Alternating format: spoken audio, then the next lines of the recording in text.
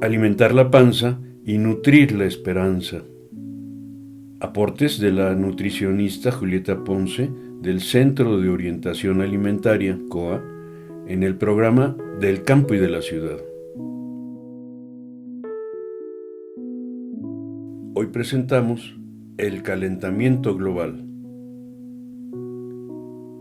En este programa, Julieta Ponce nos comparte información sobre el grave problema del cambio climático debido a las actividades humanas que han provocado la destrucción de los ecosistemas y el calentamiento global.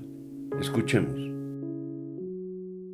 Pues miren, les cuento que hace poco, hace 2 años, se empezó a conformar un grupo internacional de discusiones alimentarias, coordinados por una revista científica que se llama The Lancet. Y inevitablemente pues empezaron a hablar sobre este tema del cambio climático, cosa que por supuesto ya muchas voces habían repetido a lo largo y ancho del planeta, pero como bien dices, vinculado a la forma de comer y al tipo de alimentos que comemos.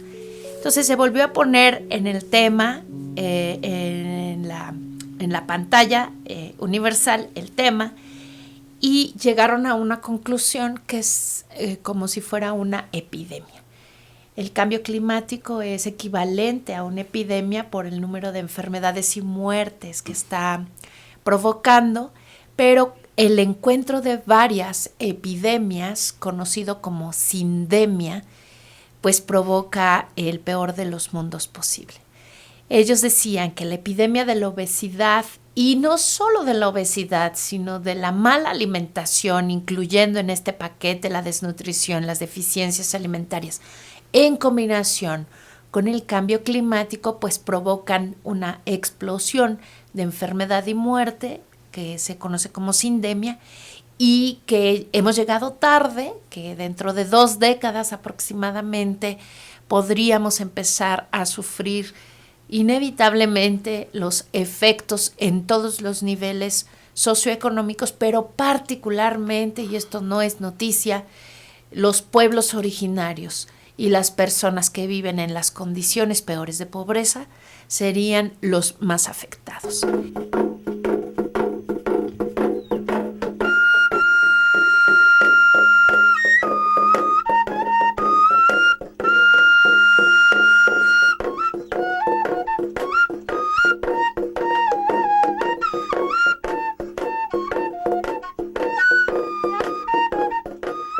Cada vez que hablamos de cifras, de quiénes son los más desnutridos, los primeros son los pueblos originarios. Que quiénes son las personas que tienen más riesgo de padecer obesidad, son los pueblos originarios que vivieron con desnutrición en la primera parte de su vida y las personas más pobres. ¿Quiénes son los que tienen más riesgo de padecer la diabetes al mismo tiempo que los efectos del cambio climático? Nuevamente son pueblos originarios y personas que viven en pobreza extrema. Entonces, esta urgencia que nos alcanza rápidamente, pues tiene que ver con la forma como hemos consumido y producido en general los bienes y servicios, pero hoy hablaremos en particular de lo que es la comida. En esta segunda parte, nos habla acerca del mecanismo que ha incrementado este fenómeno que se llama cambio climático. Bueno, primero decir que el clima es un bien común. El clima pareciera que es algo que no se ve, que no se toca, parece algo intangible. Nosotros vivimos los efectos, ¿no? Sufrimos o gozamos los efectos del clima, y que una primera sugerencia sería que lo empezáramos a considerar como un bien social, como un bien común. Lo segundo, decir que el calentamiento global es, voy a tratar de explicarlo de esta manera. Los rayos solares llegan, tocan la Tierra y originalmente rebotan hacia la atmósfera otra vez y se van. Es decir, llegan, nos calientan un poco y se van. Pero hoy cada vez se van más lento o les está dificultando regresar a la atmósfera porque hay una capa, hay una nata que les está impidiendo salir y que esta nata está compuesta de gases que se conocen como de efecto invernadero, como si estos gases hicieran un techo y hoy entonces cuando llegan los rayos del sol les impide salir rápidamente a la atmósfera.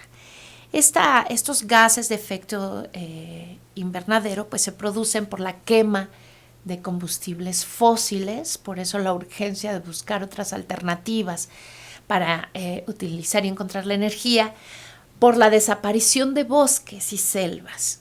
O sea, cada vez que un bosque, un árbol se pierde, se genera más esta capa o tenemos menos capacidad de liberarla, por la destrucción de ecosistemas marinos, acuáticos, pero también grandes y pequeños, porque nosotros conocemos los macrosistemas, macroecosistemas, pero también las hormigas, los bichos y los microorganismos que están debajo de la tierra o debajo del agua, pues son microecosistemas que cuando se destruyen aumentan los gases de efecto invernadero y por supuesto lo que más contamina y más gases emite es el comportamiento humano.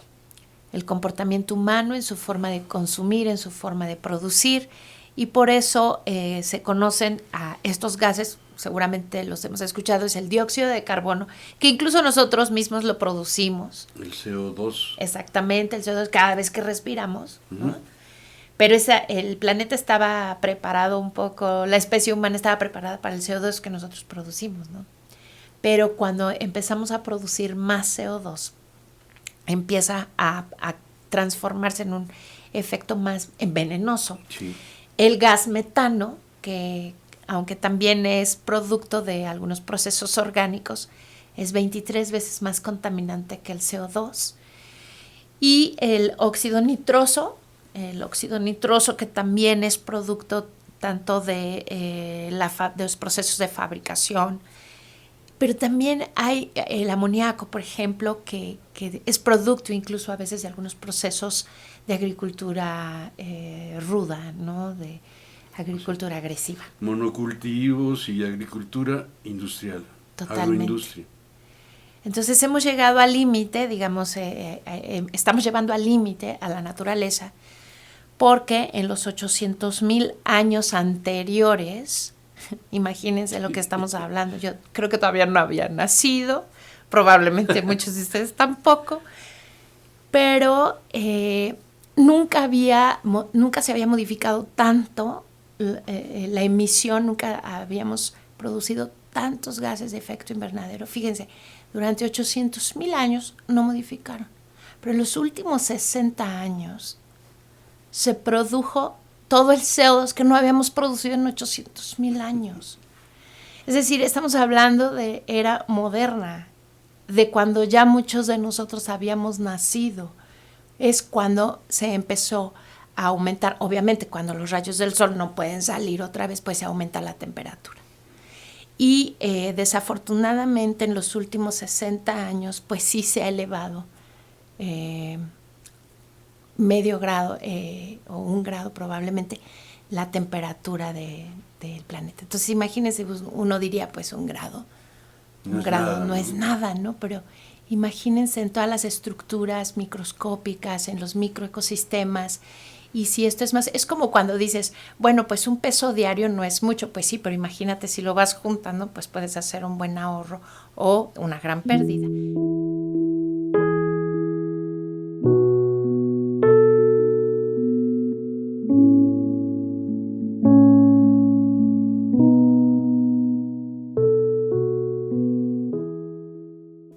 Producción, Grupo de Estudios Ambientales, GEA, y realización y conducción, Marco Díaz León.